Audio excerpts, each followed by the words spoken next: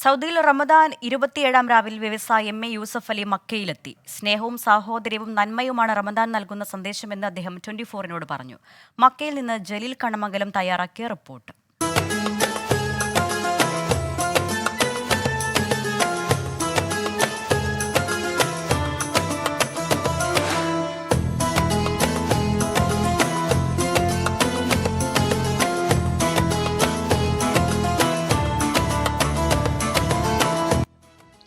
എത്ര തിരക്കുകളുണ്ടായാലും എന്ത് ബുദ്ധിമുട്ടുകളുണ്ടായാലും ശരി, ഈ കൊറോണ കാലഘട്ടത്തിൽ ഒഴിച്ച് 10-25 കൊല്ലമായി റമദാനിൻ്റെ അവസാനത്തെ 10 ചെലവഴിക്കാൻ വേണ്ടി മക്കയിൽ വരാറുണ്ട്. ഇവിടെ പ്രാർത്ഥിച്ചാൽ കൂലി കൂടുതലുണ്ട്. തന്നെയല്ല, മെൻ്റലി ഫിസിക്കലി ഒരു സമാധാനമുണ്ട്. സ്നേഹത്തിൻ്റെ, സാഹോദര്യത്തിൻ്റെ, നന്മയുടെ,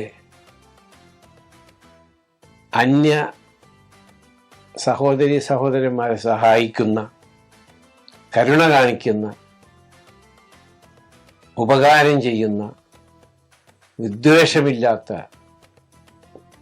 രീതിയിൽ പെരുമാറുന്ന ഒരു സന്ദർഭമാണ് വിശുദ്ധ റമദാൻ.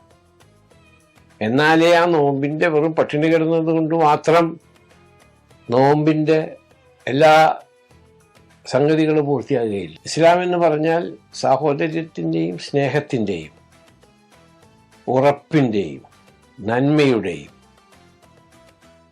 അന്യമതസ്ഥരെ സ്നേഹിക്കുകയും ബഹുമാനിക്കുകയും ചെയ്യാൻ പറയുന്നതുമായൊരു മതമാണ്.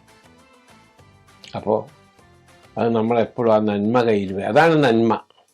എൻ്റെ യങ് ജനറേഷൻ, ഫ്യൂച്ചർ ജനറേഷൻ, അവരോട് എനിക്ക് പറയാനുള്ളത്, ഏത് രാജ്യത്ത് ജീവിക്കുന്നുവോ ആ രാജ്യത്തിൻ്റെ നിയമം അനുസരിച്ച് ജീവിക്കുക. നിയമത്തിൻ്റെ ചട്ടക്കൂട്ടിൽ നിങ്ങൾ ജീവിക്കുക. 2, നിങ്ങൾ മതത്തെപ്പറ്റി പഠിക്കുക, ഏത് മതവിഭാഗത്തിൽപ്പെട്ടവരായാലും ശരി. 3, നന്മ ചെയ്യുക. ജനങ്ങൾക്കും സമൂഹത്തിനും രാജ്യത്തിനും നന്മ ചെയ്യുക.